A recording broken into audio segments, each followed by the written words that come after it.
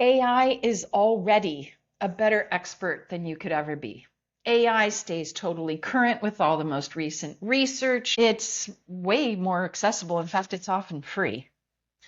So, how are you going to stay in business? You have to do the stuff that AI can't do better than AI. Those things are what I call soft genius. So I'm going to explain to you what I mean by soft genius. So much more than soft skills, by the way, which I'm sure you already have some soft skills. But in this case, we need to become soft genius because that's the only thing that AI can't whip our butts at.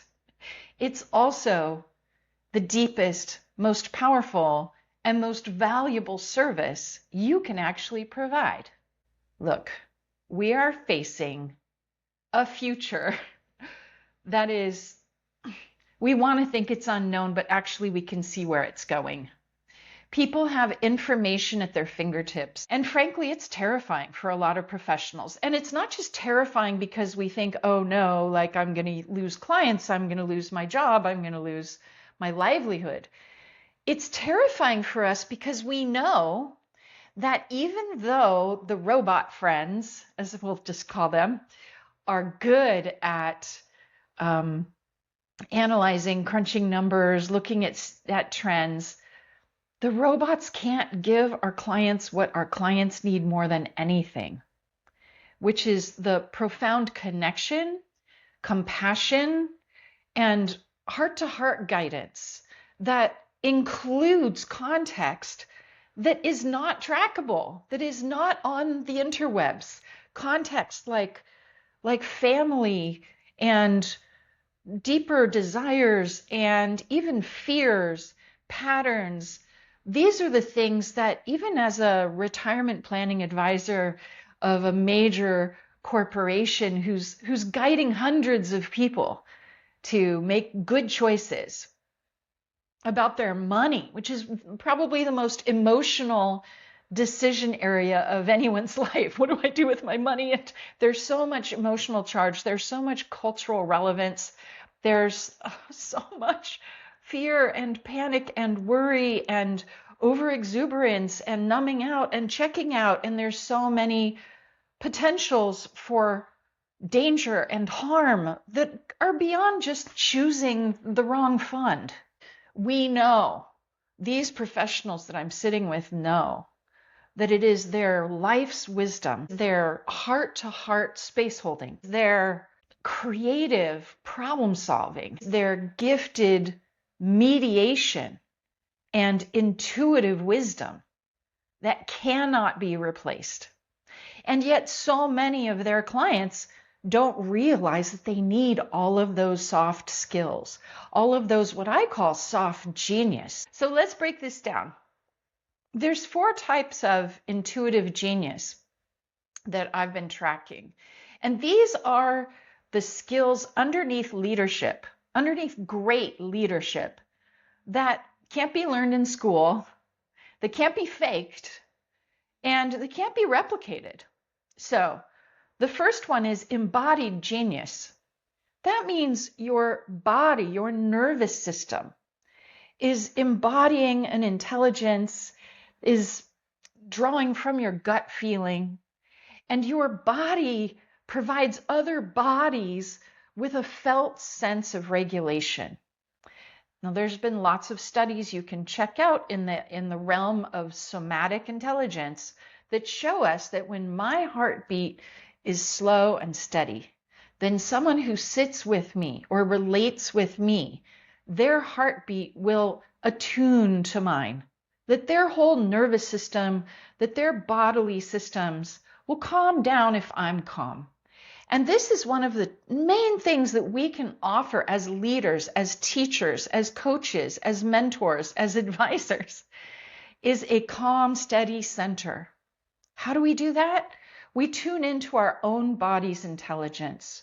We learn to read through our own embodied genius. Now, this is more than just taking 3 deep breaths and telling yourself to calm down. This is actually dropping into the part of you that goes slower that taps your gut's feeling, that taps your instinct, that tends your own rhythms and puts them above any of the things that make you race or push or stress. And yeah, this is an art. That's why I speak of it as soft genius, not just soft skills. Let's talk about the next form of genius, creative genius. Creative intuitive genius is our ability to get open and to flower open enough in our hearts and in our availability to be open to the great ideas that then drop into us. Yes, there's some mystery to this. You know that when you're in the shower or in the hot tub or on vacation, you're more likely to have that brilliant idea just drop in. That's you channeling creative genius.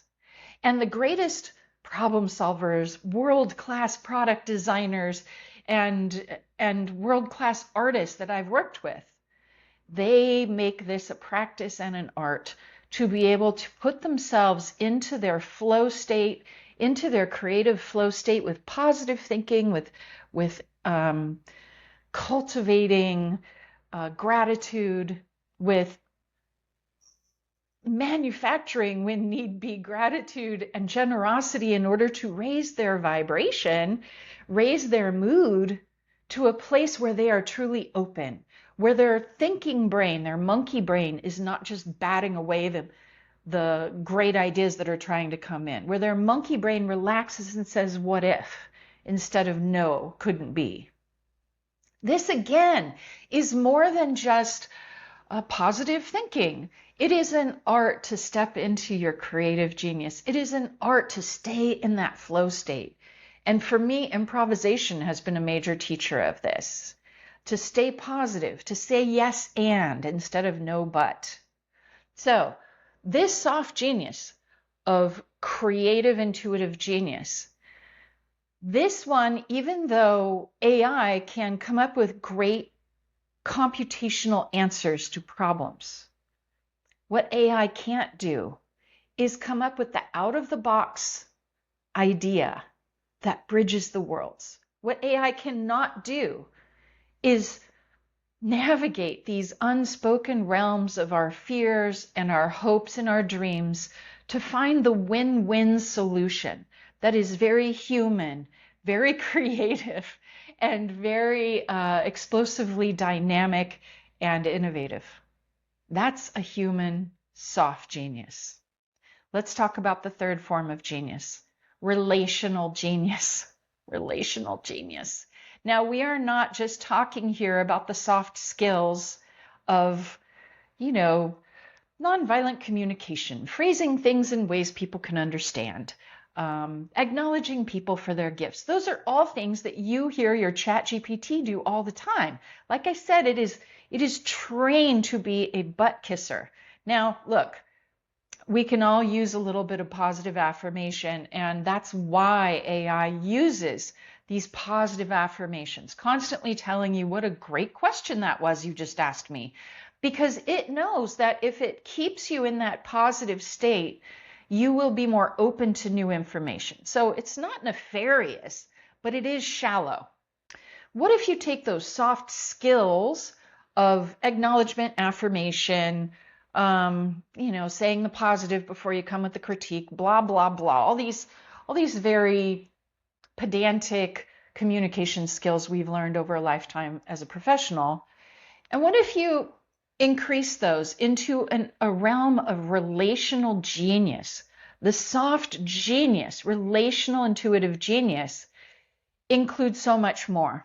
Because when you are channeling through your relational genius, you are feeling what is unspoken in the room.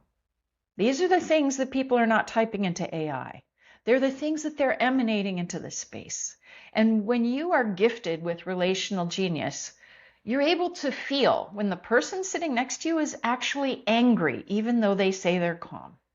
When the person sitting at the other side of the conference table seems to be in a deep, dark fog of grief or concern, but they're not speaking up.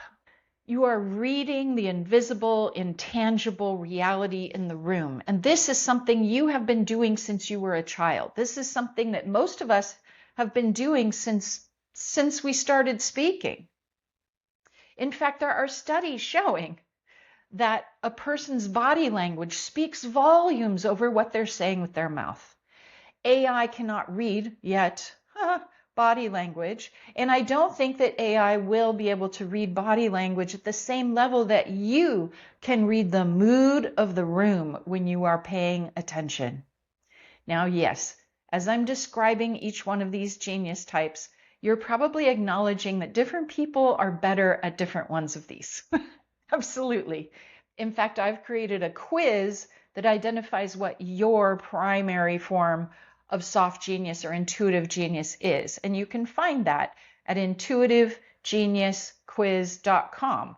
I encourage you to go take the quiz actually right now, even as I'm talking about these types, because the quiz will help you recognize the form of soft genius that you're already channeling that you might not be giving yourself credit for. intuitivegeniusquiz.com. So, back to relational genius. Relational genius is the form of soft genius that builds and creates the best team leaders and team maintainers. These people are the glue for corporate culture. These people are the ones sparking community inside of teams and workplace. These are the ones that are making sure that the voices that are otherwise just kept silent have their say and benefit the project, the company, whatever we're working with. Relational genius is so critically important, and yet it's very rare to see indicators or evaluations of these soft genius skills on an employee review sheet, for example. Why? You might see it when there's an open-ended question like, what does this person bring? But in those multiple choices, they're barely ever tracked. And this is where we are really falling behind. So if you are in an organization that has more than one team member, if you're more than just a solo businesspreneur, well, this would be a good thing to acknowledge, to track, and to reward. Because the ability to tune into the field, to feel how teammates are doing, is an extraordinarily high value skill, as you can now feel. Okay, the fourth type of genius, and I hope you're taking the quiz right now. It makes me happy to think you might be taking the quiz. It's intuitivegeniusquiz.com. And in just 2 minutes, 7 little questions, you'll know which of these 4 types you are primarily channeling right now. And then in the emails I'll send you after, I'll tell you more about all 4 types, and I'll show you the pathway to increasing your intuitive genius in all 4 areas. Very fun. It'll also plug you into my soul gift quiz if you haven't taken that one yet. So the 4th type of soft genius, intuitive genius, is visionary genius. Visionary genius goes beyond the soft skill of future forecasting. The soft skill of future forecasting is something that AI can do on the analytical data realm, forecasting based on current patterns and past patterns, what might happen next, in a computational way. And the soft skill of future forecasting, of course, brings a little bit more of the stated desires, the stated concerns, the team's communications. But when you drop into visionary genius, I'm talking about a leader who intrinsically just knows where we're going next, who can feel it in the ethers. Yes, they're tracking the signs. Yes, sure. But in their gut, they know where this is going.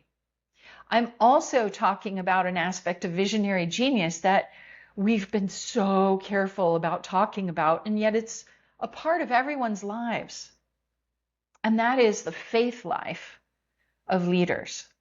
The faith life, their faith in what is intangible, and their willingness and ability to tap the power of the highest good, whether that's through their religious faith, through their unquenchable optimism, through their belief in love, their values towards doing what matters, doing what helps, doing what's in the highest and best good for all. This is faith, and it is powerful.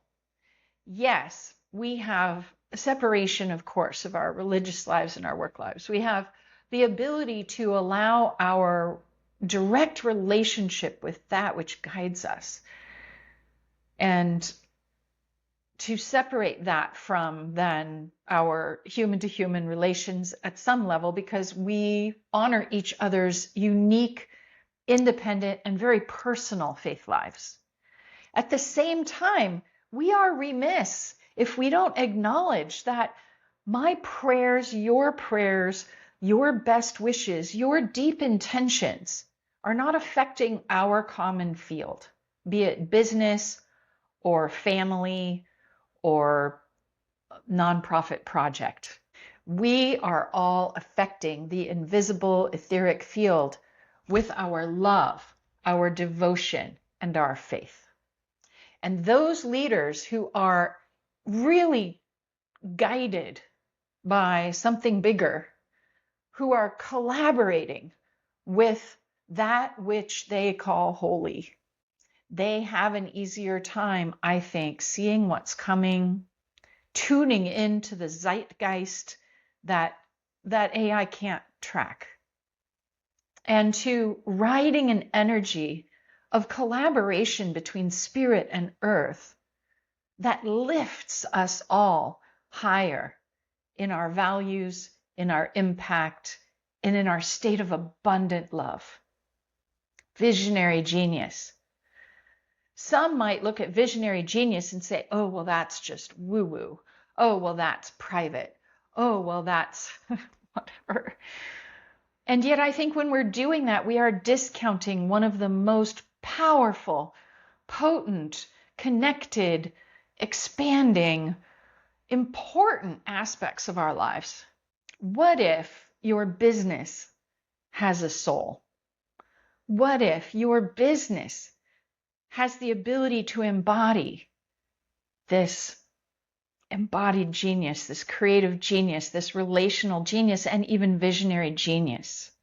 Let your business, your advisory, your expertise be rooted and grounded in what AI cannot replace. That's your soft genius, your intuitive, your creative, your relational brilliance, your savant abilities. It's time to start talking about these, because those who do start talking about these, developing these consciously, are going to stay ahead of the curve when it comes to AI sweeping us off the game board.